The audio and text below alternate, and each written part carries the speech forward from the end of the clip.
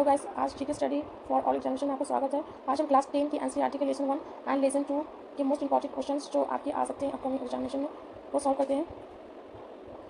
तो first question है, निम्नलिखित में से कौन सा संसाधन लो अयस्क है? तो लो अयस्क जो है वो नवीकरणीय में नहीं आएगा, वो गैर नवीकरणीय स्रोत में आ जाएगा। ठीक है। नेक्स्ट क्वेश्चन जो है वो ज्वारीय ऊर्जा निम्नलिखित में से किस प्रकार का संसाधन के अंतर्गत नहीं आता, या नहीं आता की जगह पर आप इसको हटा देंगे, कौन ज्वारीय ऊर्जा के अंतर्गत आता है? तो ये पूर्ण पूरित योग आता है, इसको फिर से कर सकते हैं। जबकि जो ज्वारीय ऊर्जा है वो प्राकृतिक स्रोत है, ये प्राकृतिक स्रोत है। ठीक है, मानव निर्मित नहीं है, अजैविक नहीं है, ये जैव है।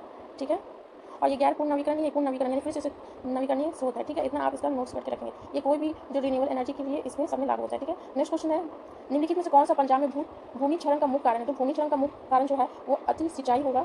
ठीक है। नेक्स्ट क्वेश्चन जो है वो इसमें निम्नलिखित में से किस राज्य में सीढ़ी नुमा खेती जाती है? सीढ़ी नुमा खेती हो जाती है वो आप देखेंगे कि पहाड़ी जो इलाका होता है वहीं पर सीढ़ी नुमा खेती की जाती है, इसलिए इसका आंसर जो होगा ये सब मैदानी में आता है, तो ये नहीं होगा, इसलिए उत्तराखंड इसका आंसर होगा। नेक्स्ट क्वेश्चन आता है कि किस राज्य में काली मिट्टी प्रमुख रूप से पाई जाती है? तो काली मिट्टी आप चाहे झारखंड के पठान में देखेंगे कि काली मिट्टी पाई जाती है, और महाराष्ट्र में काली मिट्टी इसका आंसर होगा। और काली मिट्टी को हम क्या कहते हैं? तो रेगुलर मिट्टी कहते हैं। ठीक है, और काली मिट्टी किस फसल के लिए बहुत अच्छी है? तो वो है कपास की खेती के लिए। सीधे डायरेक्ट क्वेश्चन पूछता है कि जो काली मिट्टी है वो किस खेती के लिए उपयोगी है? तो कपास के लिए, कपास फसल के लिए। आगे है, ये लेसन 2 है। ठीक है, ये लेसन 2 यहाँ से स्टार्ट होता है।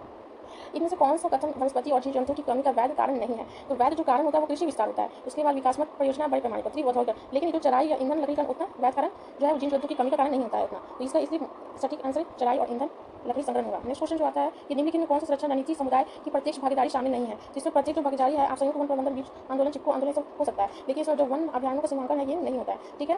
नेक्स्ट क्वेश्चन जो आता है इसमें आपको अस्तित्व की श्रेणी जैसे कि डेंजर होता है और वुलनरेबल यानी कि वुलनरेबल और दुर्लभ, ये सब आप श्रेणी जानते होंगे और इसके बारे में पढ़े भी होंगे, तो इसको हम कैटेगरी करेंगे। ठीक है। काला जो हिरन है, काला हिरन को क्या में रखेंगे हम?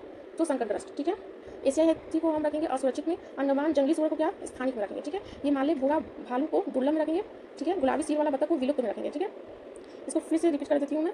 काला हिरन को हम संकटग्रस्त में रखेंगे, एशियाई हाथी को हम असुरक्षित की श्रेणी में रखेंगे, अंडमान जंगली सूअर को स्थानिक की श्रेणी में रखेंगे, हिमालय भूरा भालू को दुर्लभ की श्रेणी में रखेंगे, जबकि गुलाबी सिर वाला बतख को विलुप्त की श्रेणी में रखेंगे। नेक्स्ट क्वेश्चन, ये जो है आरक्षित वन, संरक्षित वन और वर्गीकरण वन आप सुने होंगे, और इसको कैटेगराइज करना है, इसका कौन सा परिभाषा सटीक होगा? तो यहाँ पर आरक्षित जो वन है, जहाँ तक वन एवं वन जीव संसाधनों के संरक्षण का सवाल है, वन को सबसे मूल्यवान माना जाता है, तो आरक्षित वन को सबसे मूल्यवान माना जाता है, तो इसका मिलान यहाँ हो जाएगा। ठीक है, जो संरक्षित वन हो जाता है वो वन भूमि को और अधिक संरक्षण से बचाया जाता है, तो इसका आंसर ये हो जाएगा। और अवर्गीकृत वन का ऊपर में ये हो जाएगा, यानी कि अन्य वन और बंजर भूमि जो सरकार और निजी व्यक्ति और समुदाय दोनों के अस्तित्व में हो।